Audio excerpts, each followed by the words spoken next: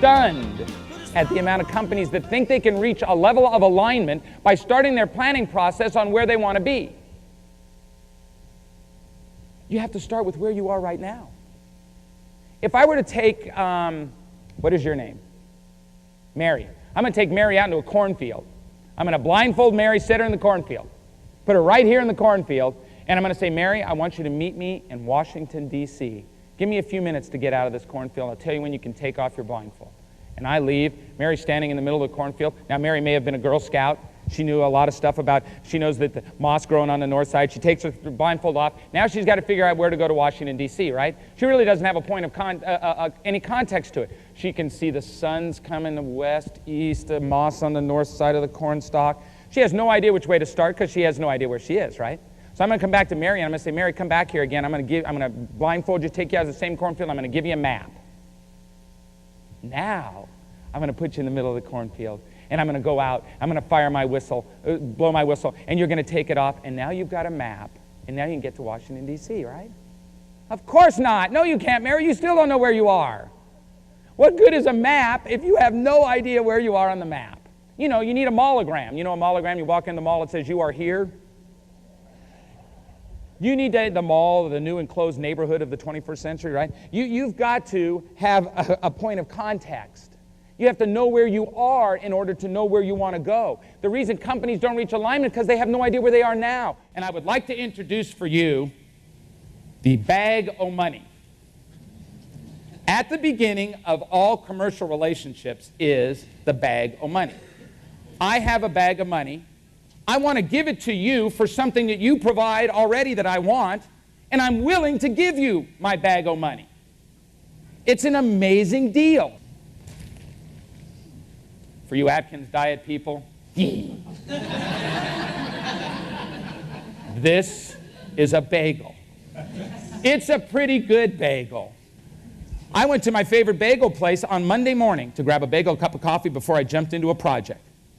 They had no bagels. I have a bag of money I want to give you for a bagel. It says Bagelsteins. It's in your name. Are you not a bakery? Yeah. And when you started to run out, it didn't occur to you to make some more? No, they won't be done for an hour and a half. Are you kidding me? I wanted to turn around and tell everybody, go home. They are no Bagelsteins. It is about developing relationships, and where do they always start? Where does a relationship always start? Come on. Yes, who said it? At the beginning, where everything starts.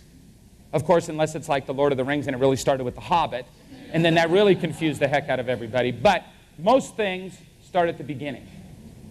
Most models based on simplicity recognize the beginning.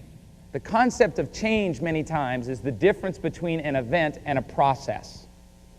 The process of learning to be Pablo Picasso started very young. It didn't occur in the second that he sketched something. It occurred in his lifetime. Sometimes change agents are like that. The space between cause and effect blurs. Every day we take a shovel, we're trying to dig through a swimming pool full of water, the water collapses back on itself. It's hard to measure effectiveness that way. And that's basically because we keep consistently playing in the ballpark of effect. Putting out the fire. The fire needs to be put out. Got to put out the fire. Got to do this, got to do. We're responding constantly to the effect side, not responding to the cause side. And why do we don't do that? Because we can't see it. It's not related directly to where the effect occurs. The effect happens over here, but the cause can be way over here. And this isn't distance. This might be time. This might be a combination of time and space between the two. So how do we stop doing that? How do we stop dealing with effect? We have to do something that's radically different in our thinking, and that is we have to let a problem sit still for a while. See, we love immediate solutions. When a problem occurs, we want to be there. I'm there, I'm all over it. You know, that's the classic line. Hey, John, did you take care of that? Hey, I'm all over that. No.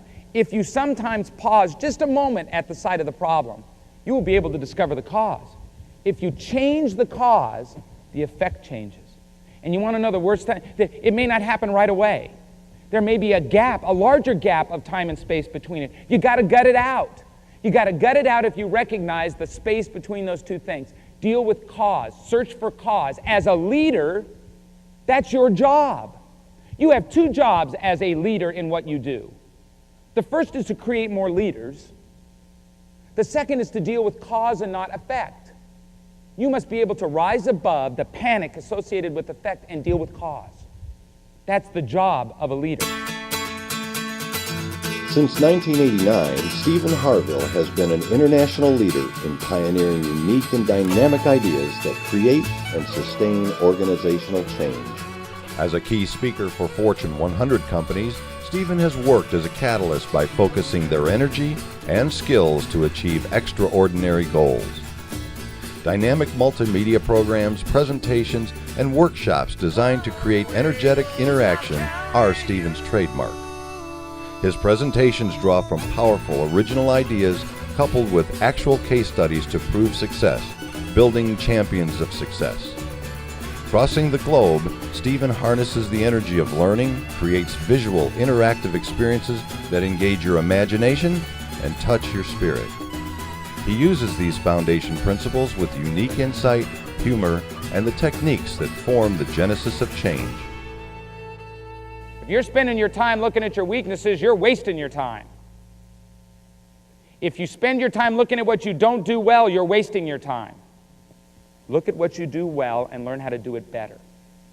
Take your weakness and manage it up, and you will have a formula built on strength. And a formula on strength provides a foundation for success, but we're not very good at doing that as an American society yet, but we will be. In fact, that will be the model that will be built around the 21st century, is strength management. Be good at what you're good at and manage what you're weak at.